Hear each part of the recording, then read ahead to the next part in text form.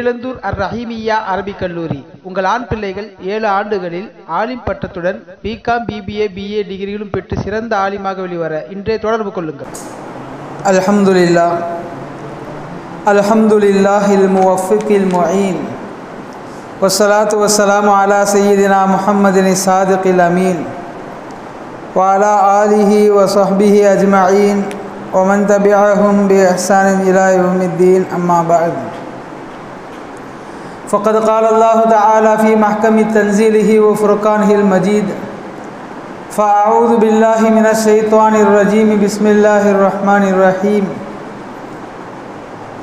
يا أيها الذين آمنوا ادخلوا في السلم كافة. قال نبينا محمد صلى الله عليه وسلم: اللهم إني أعوذ بك من العجز والكسل وأعوذ بك من الجبن والبخل وأعوذ بك من غلبة الدين وقهر الرجال. أو كما قال ودع النبي صلى الله عليه وسلم. صدق الله مولانا العظيم وصدق رسوله النبي الكريم ونحن على ذلك من الشاهدين والشاكرين والحمد لله رب العالمين. அளவற்ற அருளாளன், நிகரற்ற அன்புடையோன், எல்லாம் வல்ல அல்லாஹ்வின் திருப்பெயர் உச்சரித்து என் உரையை துவக்கம் செய்கிறேன். உலகில் உண்டாகும் சர்வ புகழும் அல்லாஹ் ஒருவனையே சேரட்டுமாக.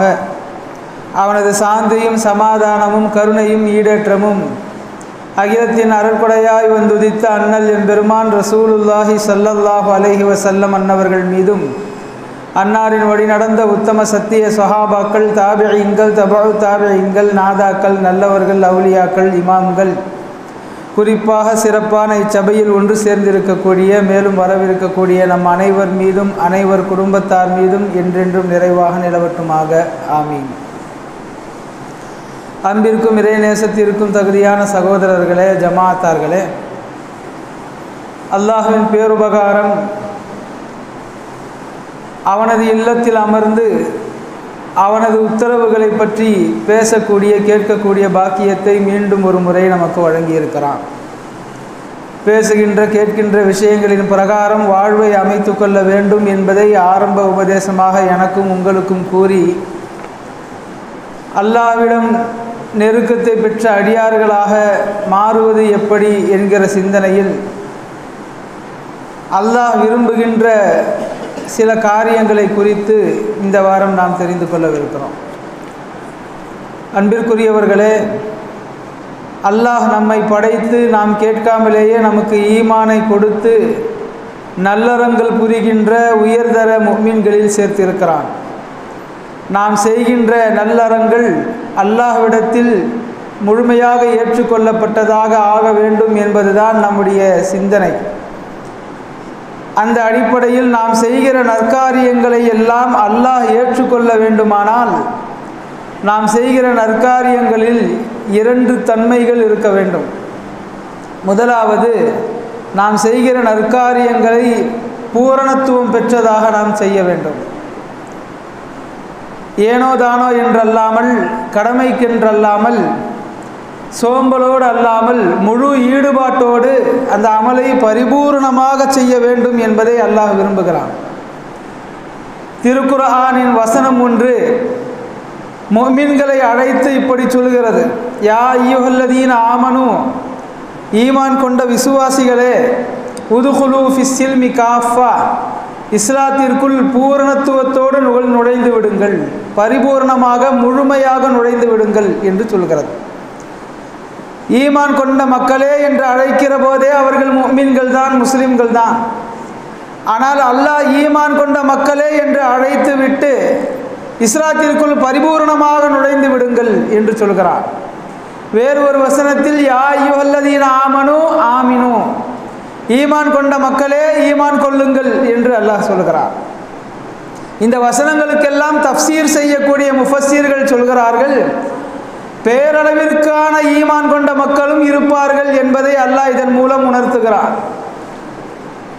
பரிபூர்ணமாக இஸ்லாத்திற்குள் நுழைந்த மக்களும், இஸ்லாத்திற்குள் நுழைந்து பரிபூர்ணத்துவத்தை அடையாத மக்களும் இருப்பார்கள் என்பதை அல்லாஹ் இங்கே பிரித்தறிவிக்கிறார். எனவே முஃமின்கள் தங்களுடைய ஈமானை பரிபூர்ணப்படுத்திக் கொள்வதிலே அக்கறை கொள்ள வேண்டும், கவனம் கொள்ள வேண்டும் என்று சொல்கிறார்கள். தொழுகையை பற்றி அல்லாஹ் கூறுகிற இடத்திலேயும் எல்லா இடங்களிலும் அக்கீமுஸ் ஸலாத்த, தொழுகையை நிலைநாட்டுங்கள் என்று சொல்கிறான். தொழுது விடுங்கள் என்று சொல்வதில்லை. தொழுவது என்றால் எப்பொழுது வேண்டுமானாலும் விடுவார்கள் அல்லது தொழுவார்கள், அப்படிப்பட்ட மக்களுக்கு அதை உபயோகப்படுத்த முடியும். தொழுகையை நிலைநாட்டுங்கள் என்றால் ஐகால தொழுகையையும் விடாமல் தொடர்ச்சியாக தொழுது வாருங்கள் என்று அர்த்தம். ஆத்து ஜக்காத்த, ஜக்காத்தை நியமமாக கொடுத்து வாருங்கள் என்று அல்லாஹ் சொல்கிறான்.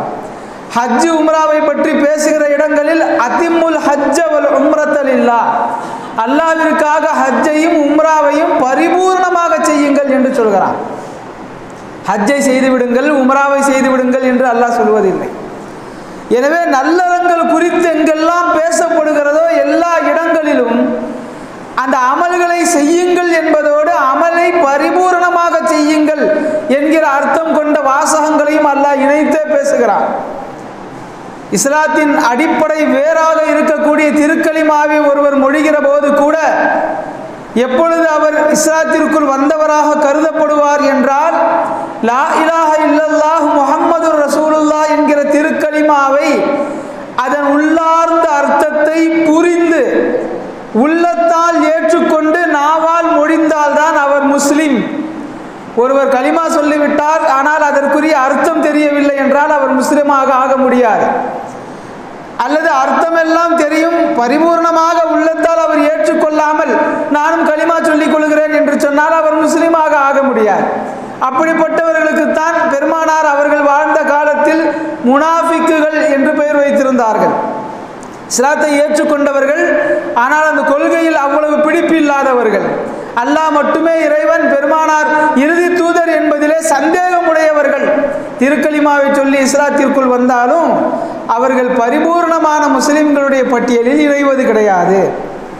எனவேதான் இந்த மார்க்கம் சிறிய சிறிய அமல்களில் தொடங்கி ஃபர்லாக்கப்பட்ட இஸ்லாமிய தூண்கள் என்று வர்ணிக்கப்படுகிற அமல்கள் வரை பூரணத்துவத்தோடு செய்வதை வலியுறுத்துகிறது. அல்லாஹ் அப்படிப்பட்டவர்களை விரும்புகிறான். எனவே நாம் செய்கிற காரியங்களில் பரிபூரணத்துவம் இருக்க வேண்டும். இரண்டாவது தன்மை, நாம் செய்யக்கூடிய அமல்களில் இருக்க வேண்டிய தன்மை என்னவென்றால், எந்த அமலை எந்த நேரத்தில் செய்ய வேண்டுமோ அந்த அமலை அந்த நேரத்தில் செய்வது. அதாவது குறித்த நேரத்தில் அமல்கள் செய்வதை அல்லாஹ் பிரியப்படுகிறான், கடமையாக்கி இருக்கிறான். எந்த காரியமும் அதற்குரிய நேரத்தில் செய்யப்படுகிற போதுதான் அது முழுமையான மதிப்பு பெறுகிறது. திடீரென்று வெள்ளம் ஏற்பட்டது, அவர்களுக்கு உடனடியாக என்ன தேவையோ அதை நாம் செய்தால்தான் அது மிகச்சிறந்த உதவி. 1 மாதம் 2 மாதம் 1 வருடம் கழித்து அவர்களுக்கு சென்று உணவளித்தால் அதில் என்ன பலன்? குறித்த நேரத்தில் அமல்கள் செய்வதை அல்லாஹ் பிரியப்படுகிறான். நம்முடைய வாழ்க்கையின் அன்றாட காரியங்கள் தொடங்கி எல்லாவற்றிலேயும் சிறிய சிறிய அமல்கள் வரை இது மார்க்கத்தில் கடமையாக்கப்பட்டிருக்கிறது, முக்கியத்துவம் தரப்பட்டிருக்கிறது. பெருமானார் ஸல்லல்லாஹு அலைஹி வஸல்லம் சொன்னார்கள், வாரத்திற்கு ஒரு முறை வியாழன் மாலையிலோ அல்லது வெள்ளிக்கிழமையிலேயோ நீங்கள் நகத்தை வெட்டி கொள்ளுங்கள். இந்த 1 வாரம் என்பதுதான் அந்த நகத்திற்காக மார்க்கம் தரக்கூடிய நேரம். வாரம் வெட்டி விடுவது மனிதனுக்கு ஆரோக்கியத்திற்கு சிறந்தது. தொடர்படியாக ஒரு காரியத்தை அவன் நியமமாக குறித்த நேரத்தில் செய்வது பழக்க வழக்கங்களை சுத்தப்படுத்தக்கூடியது. நாம் அன்றாடம் செய்யக்கூடிய காரியங்கள் எல்லாம் அப்படித்தான். பல் விளக்குவதற்கு ஒரு நேரம் வைத்திருக்கிறோம், காலை உணவிற்கு ஒரு நேரம் வைத்திருக்கிறோம், உறங்குவதற்கு ஒரு நேரம் வைத்திருக்கிறோம், குளிப்பதற்கு ஒரு நேரம் வைத்திருக்கிறோம். அந்தந்த காரியங்களை அந்தந்த நேரத்தில் செய்வதை அல்லாஹ் எந்த அளவிற்கு விரும்புகிறான் என்றால், இன்ன ஸலாத்த கானத் அலல் முஃமினீன கிதாபன் மௌகூதா. தொழுகையை பற்றி அல்லாஹ் ஒரு இடத்தில் இப்படி சொல்கிறான் திருக்குர்ஆனில், நிச்சயமாக தொழுகை முஃமின்களின் மீது நேரம் குறிக்கப்பட்ட கடமையாக இருக்கிறது. ஒரு நாளைக்கு மனிதன் 5 வேளை தொழ வேண்டும். அந்த 5 வேளை தொழுகைகளுக்கும் ஒவ்வொரு பெயர் இருக்கிறது. அந்தந்த தொழுகைகளை அந்தந்த நேரத்தில் மாத்திரமே தொழ முடியும். அல்லாஹ் நினைத்திருந்தால் ஒரு நாளைக்கு 5 வேளை தொழுக வேண்டும், உங்களுக்கு வசதிப்படுகிற நேரத்தில் மொத்தமாக தொழுது கொள்ளுங்கள் என்று சொல்லியிருக்கலாம். ஆனால் அப்படி அல்லாஹ் சொல்லவில்லை. தொழுகையை குறிப்பிட்ட நேரத்தில் தொழுக வேண்டும். நேரம் குறிப்பிடப்படுதல் என்பது மனிதன் தன்னுடைய வேலைகளையும் நேரங்களையும் ஒழுங்குபடுத்திக் கொள்வதற்காக அல்லாஹ் ஏற்படுத்தி இருக்கக்கூடிய சிறந்த அமைப்பு. தொழுகை அப்படித்தான். நோன்பு வைக்கிறோம், வருடத்திற்கு ஒரு மாதம், ரமதானில் மட்டும்தான் வைக்க வேண்டும். 12 மாதங்களில் உங்களுக்கு பிரியப்படுகிற ஏதோ ஒரு மாதத்தில் நீங்கள் நோன்பு வையுங்கள். அல்லது ஒரு வருடத்தில் 30 நோன்புகள் வைக்க வேண்டும், பிரியப்படுகிற நாட்களில் வைத்துக் கொள்ளுங்கள் என்று சொல்லியிருக்கலாம். ஆனால் குறிப்பிட்டு இந்த மாதத்தில் நீங்கள் 30 நாட்கள் நோன்பு வையுங்கள். ஹஜ்ஜு அது குறிப்பிட்ட அந்த காலத்தில் மாத்திரம் நீங்கள் செய்யுங்கள். ஹஜ்ஜு கடமையானவர் எப்பொழுது கடமையாகிறதோ அந்த ஆண்டே அவர் ஹஜ்ஜை செய்து விடுவது நல்லது. அமல்களுடைய எண்ணிக்கையையும் அமல் செய்ய வேண்டிய வழிமுறைகளையும் கற்றுத்தரக்கூடிய இந்த மார்க்கம் அதை எந்த நேரத்தில் செய்ய வேண்டும் என்பதையும் கற்றுத்தருகிறது. இல்லை என்றால் பெரும் பெரும் விஷயங்களை பேசக்கூடிய இந்த மார்க்கம் சிறு சிறு விஷயங்களில் கவனம் செலுத்த வேண்டிய அவசியம் ஏது? ஒரு மனிதன் நகம் வெட்ட வேண்டும், எப்பொழுது வெட்டினால் என்ன? முடி வெட்டி கொள்ள வேண்டும், எப்பொழுது வெட்டினால் என்ன? பெருமானார் ஸல்லல்லாஹு அலைஹி வஸல்லம் குறிப்பிட்ட காரியங்களை குறிப்பிட்ட தினங்களில் குறிப்பிட்ட நேரங்களில் சுட்டி காட்டி அதை தன் நடைமுறையாகவே வாழ்ந்து காட்டியதற்கு காரணம், மனிதன் தான் செய்கிற காரியங்களை இந்த நேரத்தில் இதை செய்ய வேண்டும் என்று முடிவெடுத்து செய்தால் அதில் அவனுக்கு ஏகப்பட்ட பலாபலன்கள் உள்ளன. அவனுக்கு எந்த காரியங்களும் மறக்காது. அவன் அந்த காரியத்தை செய்வதில் எந்த குறையும் வைக்க மாட்டான், பரிபூர்ணமாக செய்வான். காரியங்களை தள்ளி போடுகிற போதுதான் அந்த காரியத்தை செய்ய முடியாமல் போகும், அல்லது அவசர அவசரமாக செய்யக்கூடிய சூழ்நிலைக்கு அவன் ஆளாகுவான். எனவே அமல்கள் உட்பட நம் வாழ்வின் அன்றாட காரியங்கள் அனைத்தையும் நேரம் குறிப்பிட்டு செய்வதை மார்க்கம் விரும்புகிறது. அல்லாஹ் அதை கடமையாக்கி இருப்பதே முஃமினுக்கு பழக்குவதற்காகத்தான். நான் தனிப்பட்ட முறையில் எப்படி வாழ வேண்டும், என்னுடைய குடும்ப வாழ்க்கையில் நான் எப்படி வாழ வேண்டும், என்னுடைய கொடுக்கல் வாங்கல் வியாபாரத்தில் எப்படி செயல்பட வேண்டும், அந்த ஒழுங்குகளை எல்லாம் அல்லாஹ் அமல்களிலேயே வைத்திருக்கிறான். ஐவேளை ஒரு மனிதர் நியமமாக தொடர்ந்து தொழுது வருவாரே ஆனால் அவருடைய வேலைகளை மிகச் சரியாக இலகுவாக திட்டமிட்டு செய்ய முடியும். ஏதாவது ஒரு வியாபாரம், ஏதாவது ஒரு காரியம் செய்ய வேண்டும் என்றால் லோஹருக்கு போகிறதுக்கு முன்னாடி செஞ்சுக்கலாம், லோஹர் தொழுதுட்டு செஞ்சுட்டு வந்துடலாம் அப்படின்னு திட்டம் போடுவதற்கு ரொம்ப சுலபமாக இருக்கும். அப்படி நேரம் குறித்து நம்முடைய அமல்களை அமைத்து கொள்வதற்கு எதிரியாக இருக்கக்கூடிய பண்பு, அதை பற்றி தான் நாம் விரிவாக பேச வேண்டி இருக்கிறது. தள்ளி போடுதல். எந்த காரியத்தை யோசித்தாலும் இன்றைக்கு செய்ய முடியும் என்றாலும் அதை நாளைக்கு செய்து கொள்ளலாம் அல்லது திங்கட்கிழமை செய்து கொள்ளலாம் என்று தள்ளி போடக்கூடிய பழக்கம் இருக்கிறதே மனிதனிடத்தில் இருக்கக்கூடிய பழக்கங்களிலேயே மோசமான பழக்கம். அமெரிக்காவில் எடுக்கப்பட்ட ஒரு ஆய்வில் சொல்லுகிறார்கள், உலகில் 80% மக்கள் ஒரு காரியம் செய்ய வேண்டும் என்று நினைக்கிற போது அப்புறமாக செய்து கொள்ளலாம் என்று தள்ளி போடுகிறார்களாம். 20% மக்கள் தான் செய்ய போகிற காரியத்தை இந்த நாளில் இந்த நேரத்தில் இப்படி செய்ய வேண்டும் என்று முடிவெடுத்தால் அதை சரியாக செய்கிறார். 80% மக்கள் எந்த காரணமும் இல்லாமல் தான் நினைக்கிற காரியத்தை சோம்பலால் தள்ளி போடுகிறார்கள். ஆனால் இது வாழ்க்கைக்கே ஆபத்து என்று அவர்கள் சொல்கிறார்கள். மார்க்கம் இந்த தள்ளி போடக்கூடிய குணத்தை ரொம்ப நாசூக்காக எச்சரிக்கிறது. அதை விரும்புவதில்லை. அதற்கு பல இஸ்லாமிய உபதேசங்களை நாம் கூற முடியும். அது எவ்வளவு தூரம் விளைவை ஏற்படுத்தக்கூடியது என்பதையும் அல்லாஹ் பல இடங்களிலே சொல்லுகிறார். 4 விளைவுகளை மட்டும் நான் சொல்லுகிறேன். தன் காரியங்களை மனிதன் தள்ளி போடுவதால் ஏற்படுகிற விளைவுகளில் முதலாவது, மனிதனின் உள்ளத்தில் நயவஞ்சகத்தனம் என்கிற நிஃபாக்கியத்தை ஏற்படுத்தும்.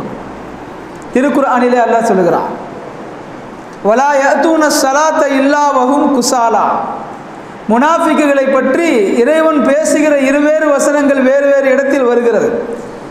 அதில் அல்லாஹ் அவர்களை பற்றி சொல்வது, தொழுகைக்கு வருவார்கள் ஆனால் சோம்பலானவர்களாக வருவார்கள். வலா யஅதூன ஸலாத்த இல்லா வஹும் குஸாலா.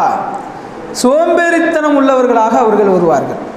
வேறு ஒரு இடத்தில் வைதா காமு இலஸ்வலாத்தி காமு குஸ்வாலா, தொழுகைக்கு வந்து அவர்கள் நின்றால் சோம்பலுள்ளவர்களாக நிற்பார்கள். ஒன்று தொழுகைக்கு கிளம்பும் போதே சோம்பேறித்தனப்படுறது. இந்த வசனத்தில் சொல்றது தொழுகைக்கு வந்து நின்று விட்ட பிறகும் வல்லா நிலையாக வேண்டா வெறுப்பாக அவர்கள் தொழுகைக்கு வந்து நிற்பார்கள். இந்த ஆயத்துடைய தஃசீரில் எழுதுறாங்க, வேண்டா வெறுப்பாக ஏன் வந்து தொழுகைக்கு நிற்க, தொழுகாமே இருந்துடலாமே.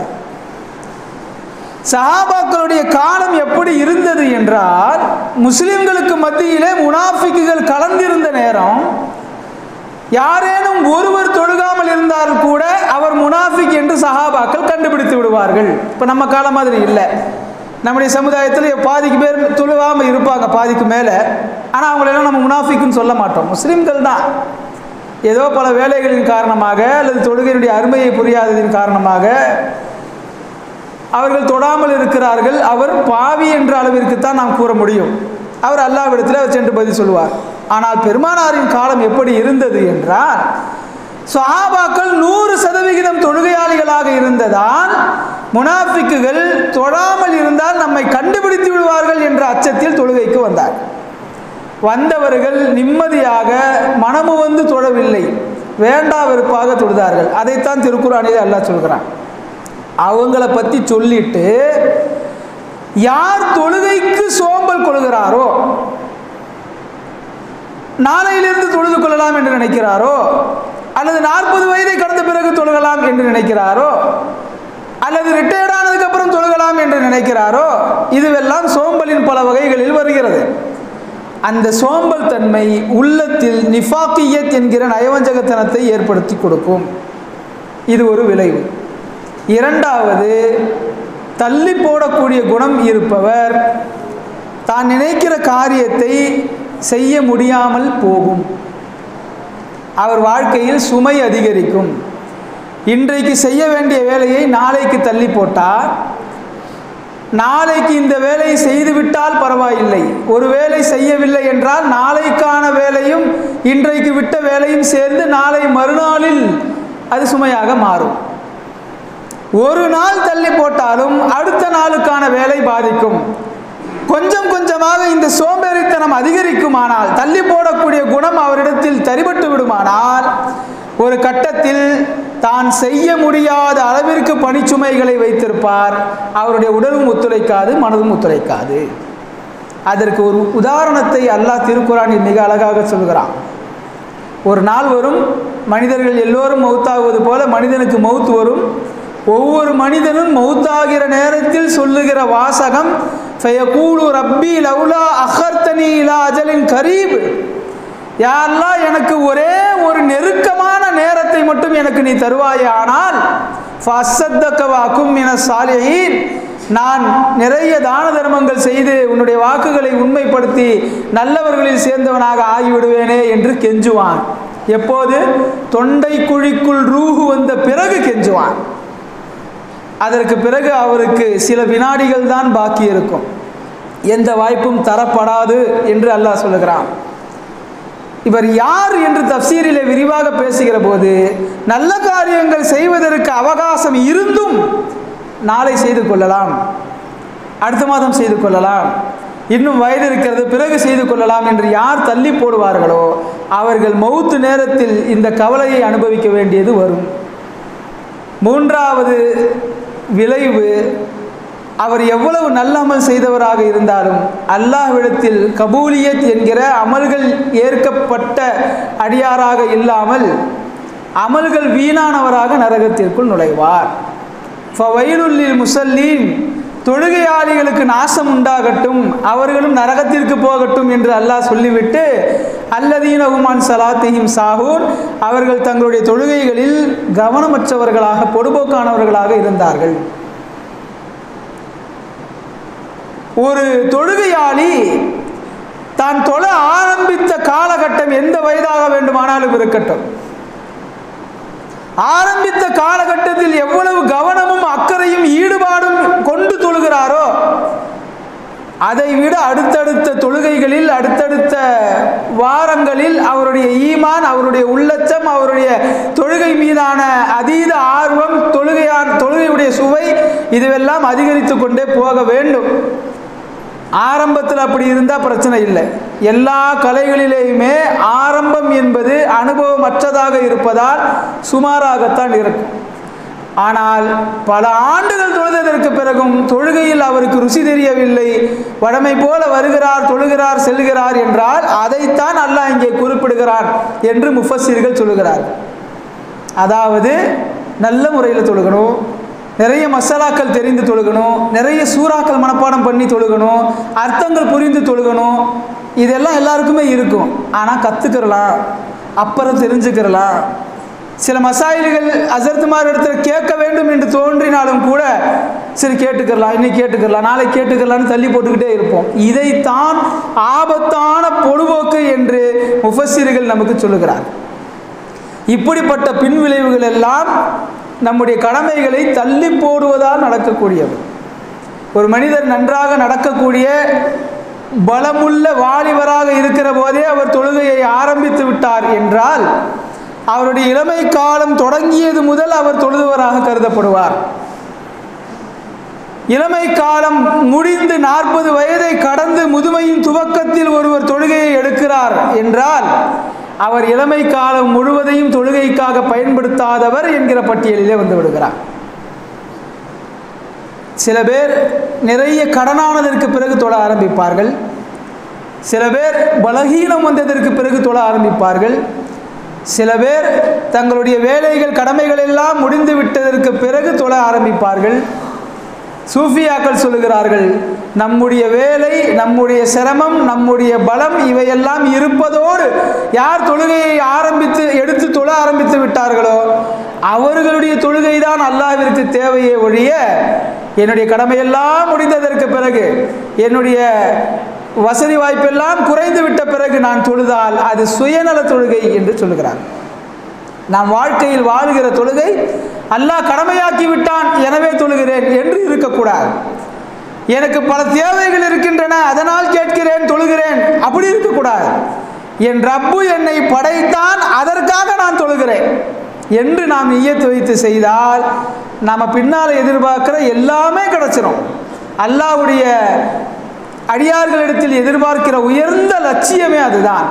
அடியான் என்னை வணங்க வேண்டும், நான் அவனுடைய எஜமான் என்பதற்காக வணங்க வேண்டும். எந்தவித எதிர்பார்ப்பும் இல்லாமல் எந்த தேவைகளையும் குறித்து நோக்கமாக வைத்து நாம் அமல்களை செய்யக்கூடாது.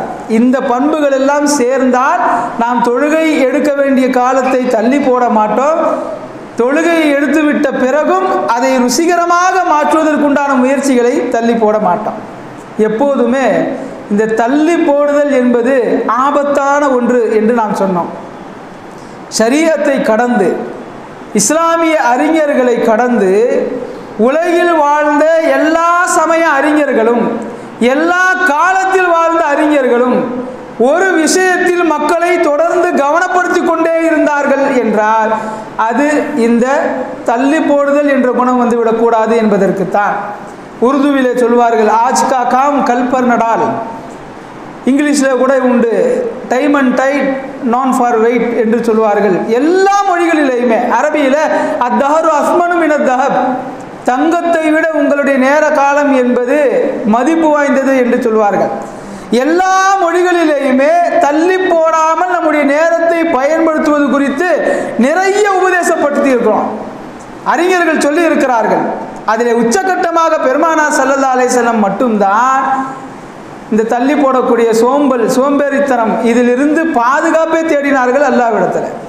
அல்லாஹும்ம இன்னி அஊது பிக மினல் அஜ்ஸி வல் கஸல், யா அல்லாஹ் இயலாமையிலிருந்து என்னை காப்பாற்று.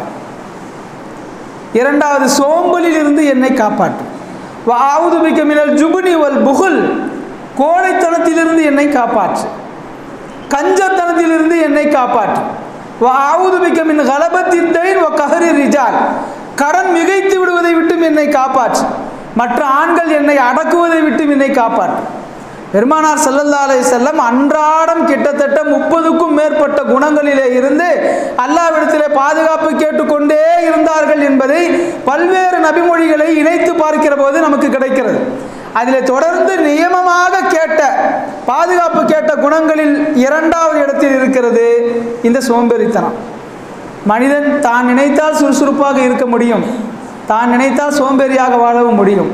இதில் அல்லாஹ்விடத்தில் ஏன் பாதுகாப்பு கேட்க வேண்டும்?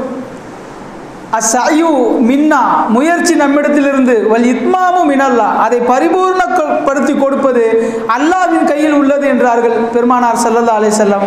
அதனால்தான் நாம் சோம்பேறித்தனமாக இருக்கக்கூடாது என்பதுடனே அல்லாஹ்விடத்திலேயும் அதை குறித்து பெருமானார் ஸல்லல்லாஹு அலைஹி வஸல்லம் துஆ கேட்டுக்கொண்டே இருந்தார்கள் என்பதை பார்க்கிறோம்.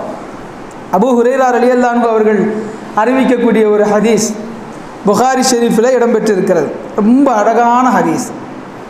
தஹஜ்ஜுத் நேரத்தில், சுபு தொழுகைக்கு முன்னால் உள்ள அந்த நேரத்தில் பெருமானார் ஸல்லல்லாஹு அலைஹி வஸல்லம் சொல்கிறாங்க, யகிது ஷைத்தானு அலா காஃபியத்தி அஹதி ரஸிக்கும் இதாஹுவ நாம சலாச அக்தின். ஷைத்தான் சுபு தொழுகைக்கான நேரத்தில் முஃமின்களுடைய பிடரிக்கு பின்னால் வந்து அமர்ந்து கொண்டு 3 முடிச்சுகளை போடுகிறான். ஒவ்வொரு முடிச்சு போடும்போதும் அவன் சொல்லக்கூடிய வாசகம் அலைக்க லைலுன் தவீலுன் ஃபர்கத், இன்னும் இரவுல ரொம்ப நேரம் பாக்கி இருக்குது தூங்கு அப்படின்னு சொல்லி முடிச்சு போடுவான். பள்ளிவாசலுக்கு வெளியே ஓதி பார்க்கும் பொழுது கைத்தை வச்சுக்கிட்டு முடிச்சு போடுறோம்ல, நாம் ஓதுறது நல்ல சூறாக்கள், நோய் ஷிஃபா ஆகணும், வேறு எதுவும் பில்லி சூனிய ஷைத்தானுடைய ஏவல்கள் இருக்கக்கூடாதுங்கிற வசனங்கள் துவாக்களை ஓதி முடிச்சு போடுறோம். அதுக்கு சில பேர் வந்து பலன்லாம் இல்லைங்கிறாங்கல்ல, பலன் இருக்குது. எப்படி பலன் இருக்குதுன்னா, ஷைத்தான் ஓதுறான், தீமைக்கு ஓதுறான். தீமைக்கு ஓதி போடுகிற முடிச்சுக்கு தன்மை உண்டு என்றால், நல்லவற்றை ஓதி நாம் போடுகிற முடிச்சுக்களுக்கு ஏன் தன்மை ஏற்படாது? ஷைத்தான் ஓதுகிறான். அலைக்க லைலுன் தவீல். சுபு நேரத்தில் நாம் எழுந்திருக்கும் போது 2 விஷயங்களை கவனிக்கலாம். ஒன்று, எழுந்திருக்கும் போதே சுபு பாங்குக்கு தொழுகைக்கு இன்னும் ரொம்ப நேரம் இருக்காதாங்கிற சிந்தனையிலேயே எழுந்திருப்போம். இரண்டாவது, பாங்கு சொல்ல இன்னும் 1/4 மணி நேரம் 10 நிமிஷம் தான் இருக்குதுன்னா கூட அது நமக்கு பெரிய நேரமாக தெரியும். இன்னும் 1/4 மணி நேரம் இருக்குதா? அந்த நேரத்தில் தூங்கக்கூடிய சில வினாடி தூக்கம் கூட ரொம்ப நமக்கு இன்பமாக தெரியும். 5 நிமிஷம் இருந்தால் கூட இன்னும் 5 நிமிஷம் இருக்க தூங்கலான்னு தோணும். அது ஷைத்தான் போடுகிற முடிச்சின் வெளிப்பாடு என்கிறார்கள் முஹத்திஸ்கள். முஃமினுடைய பிடரிக்கு பக்கத்தில் அமர்ந்து அலைக்க லைலுன் தவீலுன் ஃபர்கத், இன்னும் இரவுல நீண்ட நேரம் பாக்கி இருக்கு தூங்குன்னு சொல்லி அவன் முடிச்சு போடுறான்.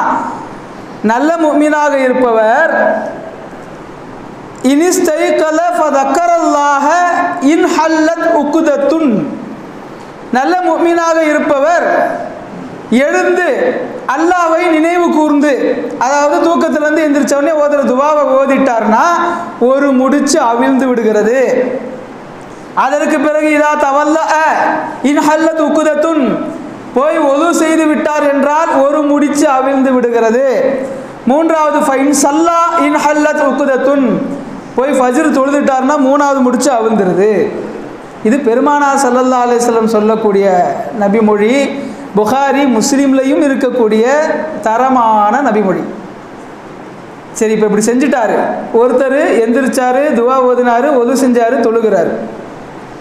இன்னொருத்தர் எந்திரிக்காதனால எதையுமே செய்யலை. இந்த 2 பேருக்குள்ள வித்தியாசத்தை பெருமானார் ஸல்லல்லாஹு அலைஹி வஸல்லம் சொல்கிறாங்க. ஒழு செஞ்சுட்டு தொழுதாரு, ஃபஸ்பஹ நஷீத்தன் தீபன் நஃப்ஸ், அவர் சுறுசுறுப்பானவராக, உள்ளத்தில் மகிழ்ச்சி நிறைந்தவராக அன்றைய காலையை அடைகிறார். அன்னைக்கு பூரா அவருடைய உள்ளம் தெளிவாக மகிழ்ச்சியாக இருக்கும். அதுக்கு என்ன அர்த்தம்? ஏதாவது பிரச்சனையே வந்தாலும் அதை சந்திக்கக்கூடிய துணிச்சலை அல்லாஹ் தஆலா அவருக்கு கொடுத்துட்டான். இரண்டாவது, தொழாதவர் ஃபஸ்பஹ ஹபீசன் நஃப்ஸ் கஸ்லான், சோம்பல் மிகுந்தவராக, உள்ளத்தில் ஒரு விதமான துர்நாற்றம் பிடித்தவராக எழுந்திருப்பார். உள்ளத்தில் துர்நாற்றம்னா அன்னைக்கு பூரா விடியவே விடியாது. ஒரு நல்ல செய்தி வராது, அல்லது எந்த விதமான பிரச்சனையுமே இல்லாமல் கவலையாகவே இருக்கும். சில நேரங்களில் நாமே போலுவோம், காலையில் யார் மூஞ்சில் முழிச்சேன்னே தெரியலன்னு சொல்கிறோமே, அந்த நாள் உருப்படாது என்பது பொருள். வேறு ஒரு ஹதீஸில் மிக தெளிவாகவே சொல்கிறார்கள், யார் சுபு தொழுது விட்டு கடை வீதிக்கு செல்வாரோ அவர் அல்லாஹ்வின் கொடியை ஏந்தி செல்கிறார். யார் சுபு தொழுகாமலேயே கடை வீதிக்கு செல்வாரோ, கடை வீதிக்கு செல்றதுன்னா இதுக்கு வியாபாரத்துக்கு போகிறவங்கள பெருமானார் ஸல்லல்லாஹு அலைஹி வஸல்லம் சொல்கிறாங்க, அவர் ஷைத்தானின் கொடியை ஏந்தியவராக செல்கிறார் என்று சொன்னார்கள். அப்போது சுபு தொழுகை குறித்து இவ்வளவு சிறப்பு. இது எப்போ கிடைக்குது, ஏன் கிடைக்குதுன்னா, ஷைத்தான் நமக்கு அலைக்கலையிலும் தவியலும் ஃபர்கத் என்று சொல்லுகிற போது, ஆமாம் இன்னும் கொஞ்சம் நேரம் இருக்குது தூங்கலாம் அப்படின்னு தள்ளி போடாமல் எழுந்து ஒழு செஞ்சு பள்ளிவாசலுக்கு வந்துட்டோன்னு சொன்னால் அதில் அவர் பெருமானார் ஸல்லல்லாஹு அலைஹி வஸல்லம் இவ்வளோ பெரிய சிறப்பு நமக்கு சொல்கிறாங்க. ஒரு நாளில் நமக்கு கிடைக்கிற புத்துணர்ச்சியை விட சிறந்த நியமத் கிடையாது. காலையில் எழுந்திருக்கும் போதே ஒருத்தர் புத்துணர்ச்சியோடு சுறுசுறுப்போடு மனமகிழ்ச்சியோடு எழுவதை விட வேற என்ன பாக்கியம் நமக்கு வேணும்? அடுத்து இமாம் ராகிப் ரஹ்மத்துல்லாஹி அலைஹி அவர்கள் சொல்லுகிறார்கள், சோம்பேறியாக இருப்பவர் முதலில் அல்லாஹ்விற்கு செய்யக்கூடிய கடமைகளில் இருந்து அவர் பொடுபோக்காக இருப்பார். கொஞ்சம் கொஞ்சமாக தனக்குத்தானே செய்து கொள்ளக்கூடிய கடமைகளிலேயும் அவர் குறை வைப்பார். மூன்றாவது படியாக தன்னை சார்ந்து இருக்கக்கூடியவர்களுடைய கடமைகள் உரிமைகளிலேயும் அவர் குறை வைப்பார். இப்படியே அவர் செல்லுகிற போது அவருடைய உள்ளம் மௌத்தாயிடும். நாங்கள் இன்சலக மினல் இன்சானியா, இன்சான் என்கிற தன்மையிலே இருந்து அவர் மாறி போய் ஃபசார மினல் பஹாயிமியா, விலங்கினங்களுக்குள் அவர் சென்று விடுகிறார். ஏன் இந்த வார்த்தையை அவர் சொல்றாருன்னா, அதுக்கு விளக்கம் சொல்லும்போது, அல்லாஹ் மனிதனுக்கு மாத்திரமே பகுத்தறிவை கொடுத்தான். அந்த பகுத்தறிவுக்கு அர்த்தமே என்னவென்றால், இந்த நேரத்தில் இந்த காரியத்தை இப்படி செய்ய வேண்டும் என்கிற அந்த தன்மை இருப்பவனுக்குத்தான் மனிதன் என்று சொல்லப்படும். யார் தள்ளி போடக்கூடிய வழமையை, சோம்பல்தனத்தை கையாளுவாரோ அவர் இதை எதையுமே பின்பற்ற மாட்டார், அவர் மிருகத்திற்கு சமம். கடைசியாக ஒரு சம்பவம், பெருமானார் ஸல்லல்லாஹு அலைஹி வஸல்லம் அவர்கள் ஆட்களை பார்த்தே அவர்களின் தேவைகளை புரிபவர்கள் இல்லையா. ஒரு அன்சாரி சஹாபி வந்தார், நாயகம் ஸல்லல்லாஹு அலைஹி வஸல்லம் இடத்துல தன்னுடைய தேவைகளை சொல்லி ஏதாவது பைத்துல் மால்லேருந்து கொடுங்கன்னு கேட்டார். பல தருணங்களில் பல சஹாபாக்கள் இப்படி கேட்ட சம்பவங்களும் நாம் கேள்விப்பட்டிருப்போம். இவர் கேட்ட உடனே பெருமானார் ஸல்லல்லாஹு அலைஹி வஸல்லம் இவருடைய முகத்தை பார்த்துட்டு, உங்கள் வீட்டில் ஏதாவது விற்க தகுதியான பொருள் இருந்தால் எடுத்துகிட்டு வாங்கன்னாங்க. அவர் போயிட்டு ஒரு போர்வையை கொண்டு வந்தார், ஒரு பாத்திரத்தை கொண்டு வந்தார். அது ரெண்டையும் பெருமானார் ஸல்லல்லாஹு அலைஹி வஸல்லம் வாங்கி சஹாபாக்கள்கிட்ட ஏலம் விட்டாங்க. இதை எவ்வளோக்கு வாங்கினீங்கன்னு கேட்டாங்க. அவர் ஒரு திரகத்துக்கு தான் ரெண்டையும் வாங்கினேன்றாரு. அப்போ 2 திரகத்துக்கு யார் வாங்கிக்கிறீங்கன்னு சஹாபாக்கள்கிட்ட கேட்க ஒரு சஹாபி அதை வாங்கிட்டார். வாங்குகிற அளவுக்கு ஒருத்தான பொருள்லாம் இல்லை, பெருமானார் ஸல்லல்லாஹு அலைஹி வஸல்லம் சொன்னாங்க, அதனால் அவர் வாங்கிட்டார். வாங்கிட்டு 2 திரகம் கொடுத்துட்டார். பெருமானார் ஸல்லல்லாஹு அலைஹி வஸல்லம் அதில் ஒரு திரகத்தை கொடுத்து, இது உன்னுடைய வீட்டாருக்கு உணவுக்கான பொருட்களை வாங்கிட்டு போகணும். இன்னொரு திரகத்தை கொடுத்து, இது போய் ஒரு கோடாரி வாங்கிட்டு வாங்கன்னாங்க, விறகு வெட்டுறதுக்கு வாங்கிட்டு வாங்கன்னாங்க. அவர் செஞ்சார். வாங்கிட்டு வந்த உடனே பெருமானார் ஸல்லல்லாஹு அலைஹி வஸல்லம், நீங்கள் காட்டுக்கு போங்க, விறகு வெட்டுங்க, அதை கொண்டு போய் சந்தையில் விய்யுங்க, 5 நாளைக்கு நீங்கள் என்னைய பார்க்கக்கூடாதுன்னாங்க. அவரும் போனார். 5 நாள் கழித்து வருகிற போது 10 திரகங்களை கொண்டு வந்தார். நீங்கள் சொன்ன மாதிரியே விறகு வெட்டினேன், கொண்டு போய் விற்றேன், அதில் எனக்கு லாபம் 10 திரகம்னு. அப்போ பெருமானார் ஸல்லல்லாஹு அலைஹி வஸல்லம் அவர்கிட்ட சொன்னாங்க, நீங்கள் அடுத்தவர்களிடத்திலே யாசகம் கேட்பது நரக நெருப்பை உங்களுடைய முகத்தில் தாங்குவதை விட இது சிறந்தது என்று சொன்னார்கள். அதாவது கோடாரியை கொண்டு போய் விறகு வெட்டி கஷ்டப்பட்டு வித்துட்டு நான் வந்தேன்னு சொல்றீங்களே, இந்த கஷ்டம் மறுமையில் நரக நெருப்பை முகத்தில் தாங்குவதை விட லேசானது, போங்க அப்படின்னாங்க. இந்த நபிமொழியை குறித்து விவரிக்கிற முஃபஸ்ஸிர்கள் முஹத்திஸ்கள் நமக்கு என்ன சொல்கிறாங்கன்னா, நிறைய சஹாபாக்கள் கேட்பாங்க, பெருமானார் ஸல்லல்லாஹு அலைஹி வஸல்லம் பைத்துல் மால்லேருந்து எடுத்து கொடுத்து போங்கன்றுவாங்க. ஆனால் இவருக்கு மட்டும்தான் கோடாரி வாங்கி கொடுத்தாங்க. ஏன்னா பலகீனமானவர்கள், சம்பாதிக்க இயலாதவர்கள், திறனற்றவர்கள் வருகிற போது அவர்களுக்கு உதவி செய்தால் போதுமானது. ஆனால் பலம் இருக்குது, சம்பாதிக்க முடியும், சம்பாதிக்கிறதுக்கு சோம்பேறி. அவர் உடம்புல வலு இருந்துச்சு, சம்பாதிப்பதற்கு சோம்பல் அல்லது திட்டம் தெரியாமல், எப்படி வியாபாரம் செய்யணும், என்ன முதல் போடணும், என்ன பண்ணுறதுன்னு தெரியாமல் அவர்களுக்கு பெருமானார் ஸல்லல்லாஹு அலைஹி வஸல்லம் தொழிலை கற்றுக் கொடுத்தார்கள். ஒருவேளை பெருமானார் அவருக்கும் பொருளை மட்டும் கொடுத்து அனுப்பிச்சிருந்தாங்கன்னா காலம் முழுக்க இவர் பொருளை வாங்குறதுலேயே நோக்கமாக இருந்திருப்பாரே ஒழிய தன்னுடைய திறமை என்ன என்பதை அறியாமலேயே போயிருந்திருப்பார். எனவே நாம் செய்கிற எல்லா காரியங்களிலிருந்தும் இதை நாளைக்கு செய்யலாம், இல்லை அதை அப்புறமா செய்யலாம் அப்படிங்கிற எண்ணத்தை நாம் முழுமையாக தவிர்ந்து விட வேண்டும். குறித்த நேரத்தில் குறித்த காரியங்களை செய்யக்கூடிய சமூகமாக நாம் இருக்கணும். ஒரு அதிர்ச்சியான ஒரு வருத்தமான செய்தி என்ன என்றால், ஏதாவது நிகழ்ச்சி நம்ம ஏற்பாடு பண்ணால் கூட நோட்டீஸில் 4 மணி முதல் 9 மணி வரைன்னு போடுவோம். ஆனால் போடும்போதே நம்ம என்ன சொல்லுவோம், 4 மணின்னு போட்டால் தான் 5 மணி அசருக்காவது வருவாங்க. மகரிபில் ஆரம்பிக்கிற ப்ரோக்ராமாக இருந்தால் அசர் முதல் 9 மணி வரைன்னு போடுவோம். ஆனால் ஆரம்பிக்கும் போதே மகரிபிலேருந்து ஆரம்பிக்கிறதுக்கு தான் 5 மணின்னு போடுறது. இப்போ மொத்த சமூகமே எப்படி மாறிடுச்சுன்னா, என்ன டைம் சொல்லப்படுதோ அந்த டைம்லேருந்து கொஞ்சம் தள்ளி போனால் போதுங்கிறது ஒரு பொது விதியாக மாறி போச்சு. அதை நாம் மாற்றணும். இந்த மார்க்கத்தில் 1:15 லொஹர்னா அது மாறுறதே இல்லை. பார்த்தீங்களா, குறித்த நேரத்தில் நாம் நம்முடைய வாழ்க்கையில் எல்லா காரியங்களும் பழகி கொள்வதற்காக பெருமானார் ஸல்லல்லாஹு அலைஹி வஸல்லம் நமக்கு கொடுத்த அமல்கள் எல்லாம் இப்படித்தான் அமைந்திருக்கிறேன். அதனால தான் ஒரு அறிஞன் சொன்னால், நாளையிலிருந்து நான் இதை செய்து விடுவேன் என்று எந்த உறுதிமொழியும் எப்போதும் எடுக்காதீர்கள். ஏன்னா நாளையிலிருந்து செய்வேங்கிறதே தள்ளி போடுறது தான். இன்றிலிருந்து செய்வேன்னு சொல்லுங்க அப்படின்னு சொல்கிறான். அதனால் நாம் செய்யக்கூடிய காரியங்களை திட்டமிட்டு அல்லாஹ்விடத்தில் மக்பூலியத்தாக ஆகுவதற்கு குறித்த நேரத்தில் செய்து பழக வேண்டும். எல்லாம் வல்ல அல்லாஹ் நம்முடைய காரியங்கள் அனைத்திலும் துணை இருந்து நாம் செய்யக்கூடிய காரியங்களை அவனுக்கு பிடித்த வழியில் செய்யக்கூடியவர்களாக ஆக்கி அருள் புரிவானாக. ஆமீன். வாஹிர் தஅவானா அல்ஹம்துலில்லாஹி ரப்பில் ஆலமீன்.